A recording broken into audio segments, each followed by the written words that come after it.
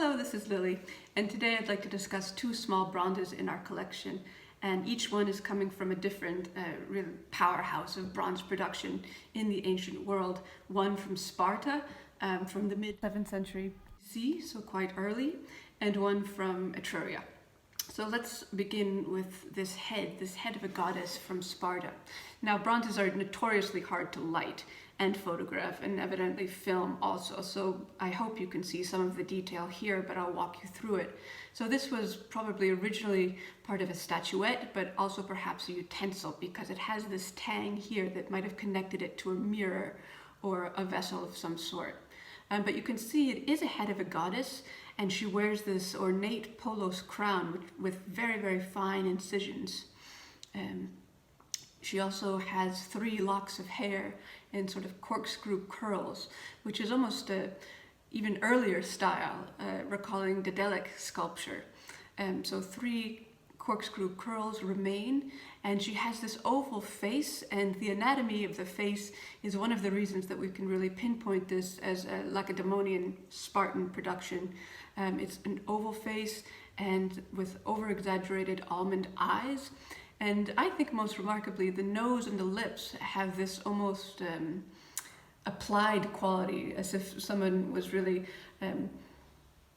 making a Play-Doh nose and Play-Doh lips and really just applying them to the sculpture rather than really integrating them into the face. And that is an aspect of Spartan, how we can tell the workmanship in any case. Also, the way that the hair is parted and brushed back from the forehead is really quite beautiful. So although we don't have much art from Sparta, we do have a lot of these small bronzes that were either part of utensils or they were decorating vessels, some big craters especially.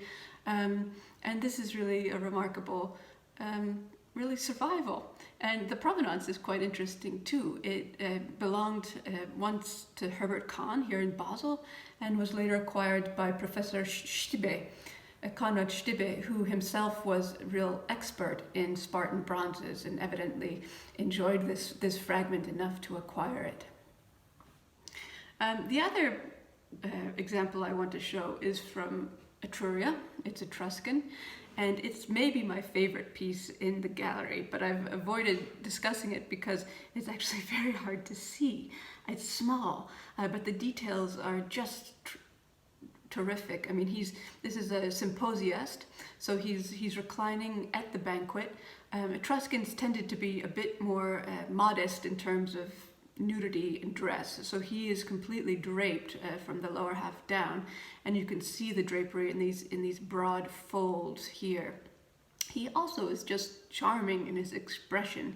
He has a bit of a smile on his face, also almond-shaped eyes, and the sort of flourish of a gesture with his hand, which I find very, very charming indeed. And you can see he's worked all the way in the round, and the hair, which is actually quite detailed, is gathered into sort of gathered with a fillet in the back here.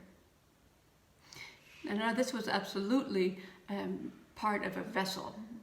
So probably one of many of these applied figures around the rim of a large crater, perhaps.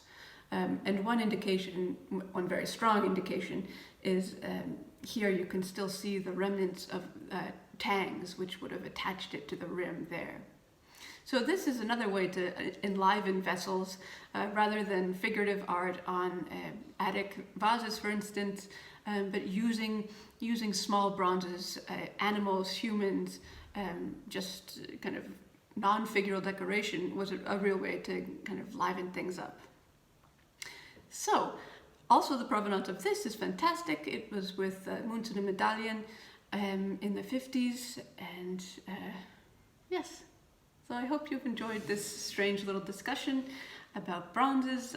It would be great to discuss them in more depth, and the techniques behind bronze casting, which is fascinating and somewhat dangerous. But we'll do that another time. Thank you.